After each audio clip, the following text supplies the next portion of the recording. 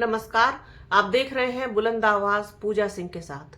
दोस्तों, माननीय supreme court ने केंद्र सरकार व राज्य सरकारों को बुलडोजर एक्शन और बुलडोजर न्याय के लिए जबरदस्त फटकार लगाई है। उन्होंने साफ कहा है कि किसी भी दोषी का घर नहीं गिराया जा सकता। ऐसा कहना है, ऐसा मानना है माननीय सुप्रीम कोर्ट का कि अगर कोई व्यक्ति किसी अपराध में संलिप्त भी है तो भी बुलडोजर की कार्रवाई करके उसके घर को नहीं गिराया जा सकता। ये गैर कानूनी है। इस तरीके से आप भी देखिए कि इनको जबरदस्त फटकार लगी है, इनको यानी कि भारतीय जनता पार्टी जो बुलडोजर एक्शन में बहुत ज्यादा विश्वास रखती है। अब तक न जाने कितने घर ये गिरा चुके हैं बुलडोजर एक्शन के तहत, और लोग बड़ा खुश होते हैं, ताली बजाते हैं कि भारतीय जनता पार्टी, योगी सरकार, योगी आदित्यनाथ को तो कहा ही बुलडोजर बाबा जाता है कि वो तुरंत एक्शन लेते हैं और तुरंत ही घर गिरा दिया जाता है, घर पर एक्शन हो जाता है। और ये एक्शन आपको बता दूं एक खास धर्म, एक विशेष धर्म के लोगों के प्रति ज्यादा होता है। इसी का संज्ञान लिया है माननीय सुप्रीम कोर्ट ने, और क्या कुछ कहा है उन्होंने अपनी आज की कार्रवाई में, जो सोमवार को यानी कि आज माननीय सुप्रीम कोर्ट में हुई है। आपको बताते हैं कि बुलडोजर एक्शन पर सुप्रीम कोर्ट ने केंद्र सरकार को कड़ी फटकार लगाई है। सोमवार को शीर्ष न्यायालय ने साफ कर दिया है कि अगर कोई व्यक्ति दोषी साबित हो जाए तो भी इमारत यानी उसका घर जो है वो नहीं ढाया जाएगा।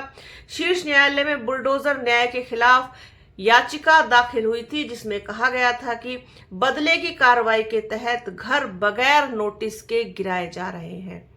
ऐसी बहुत सारी घटनाएं हुई हैं, ऐसे बहुत सारे एक्शंस हुए हैं जिसमें बिना किसी नोटिस दिए, बिना किसी पूर्व नोटिस के और घर गिरा दिया गया, सिर्फ शक के आधार पर, सिर्फ इल्जाम के आधार पर, जबकि उसका दोष भी साबित नहीं हुआ। जबकि माननीय सुप्रीम कोर्ट ने भी ये साफ कर दिया है अब कि अगर दोष साबित भी हो जाए और वो व्यक्ति दोषी भी है, गुनहगार है किसी भी क्राइम में, तो उसका घर नहीं गिराया जा सकता। सजा देना कानून का काम है, प्रावधान है, वो होगा, लेकिन घर नहीं गिराया जा सकता। ये गलत है। मध्य प्रदेश के मोहम्मद हुसैन और राजस्थान के राशिद खान की तरफ से याचिका दाखिल की गई थी।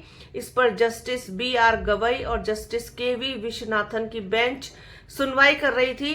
मीडिया रिपोर्ट्स के अनुसार अदालत ने कहा, कोई आरोपी है सिर्फ इसलिए एक घर को कैसे गिराया जा सकता है? अगर वह दोषी है तो भी इसे नहीं गिराया जा सकता। अदालत इस मामले पर अगले सोमवार को आगे की सुनवाई करेगा। सोमवार को कोर्ट ने इस बात पर जोर दिया कि वे सड़कों या अन्य सार्वजनिक जगहों पर अवैध निर्माणों का समर्थन नहीं करते हैं, लेकिन संपत्ति को गिराए जाने की प्रक्रिया कानून के हिसाब से होनी चाहिए। सॉलिसिटर जनरल तुषार मेहता ने कोर्ट को बताया कि किसी भी संपत्ति को सिर्फ इसलिए नहीं ढाया जाता क्योंकि वह किसी आपराधिक केस में शामिल या दोषी से जुड़ी है। उन्होंने कहा कि ऐसा तभी होता है जब ढांचा गैर कानूनी हो। इस पर जस्टिस गवई ने कहा, तो आप इसे स्वीकार कर रहे हैं, फिर हम इसके आधार पर दिशा निर्देश जारी करेंगे।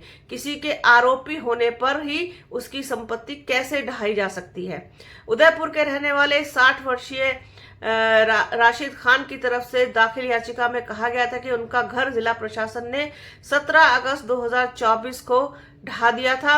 यह सब उदयपुर में भड़की हिंसा, जो सांप्रदायिक हिंसा उदयपुर में भड़की थी, उसके बाद हुआ था, जिसमें कई वाहनों को आग लगा दी गई थी और निषेधाज्ञा लागू होने के बाद बाजार बंद करा दिए गए थे। ये घटना एक मुस्लिम छात्र के कथित तौर पर हिंदू सहपाठी को चाकू मारने के बाद हुई थी। इस घटना में सहपाठी की मौत हो गई थी। खान आरोपी छात्र के पिता हैं।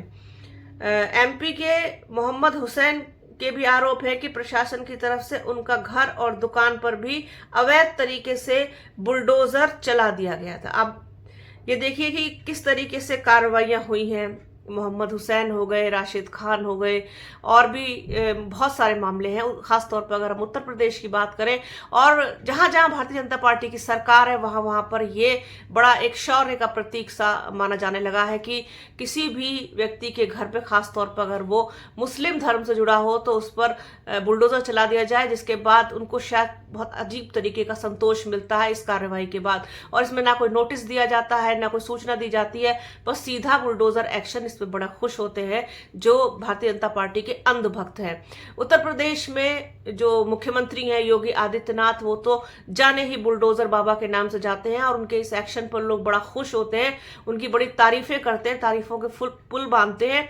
और जिस तरीके से इन दिनों योगी आदित्यनाथ बयान दे रहे हैं लगातार, बटेंगे तो कटेंगे टाइप के, और भी तमाम जगहों पर उन्होंने बहुत सारे बयान दिए। आजकल वो काम से ज्यादा बयानों पर ध्यान दे रहे हैं कि किस तरीके से अपने आप को और आगे बढ़ाया जाए, अपने आप को लाइमलाइट में लेकर के आया जाए किसी तरीके से।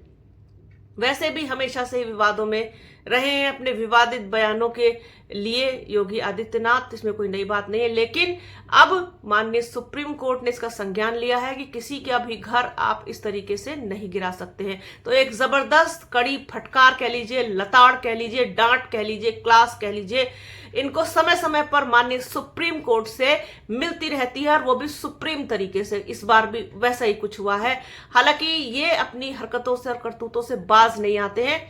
इन्होंने देश का पूरा माहौल ही बदल करके रख दिया है। अब जिस तरीके का माहौल इस वक्त देश में चल रहा है वो किसी से छुपा नहीं है, सबके सामने है जो कुछ भी है। लेकिन अगर इस देश में माननीय सुप्रीम कोर्ट ना हो तो क्या ही हाल होगा देश का, ये भी गौर करने वाली बात है। बहरहाल फिलहाल तो अभी इसका संज्ञान लेते हुए माननीय सुप्रीम कोर्ट ने इस पर बहुत जबरदस्त इनको सुनाया है। आगे क्या कुछ होगा, आगे क्या फैसला होगा, इस सुनवाई में आगे क्या निकल के आएगा, वो भी आपके साथ शेयर करेंगे। तो बने रहिए हमारे चैनल के साथ। हमारे चैनल को लाइक कीजिए, शेयर कीजिए, सब्सक्राइब कीजिए, बेल आइकन जरूर दबाइएगा। अपना और अपनों का बहुत ख्याल रखिए। जल्द मिलूंगी आपसे एक नए वीडियो में, एक नए मुद्दे के साथ, एक नई चर्चा में। तब तक के लिए जय हिंद।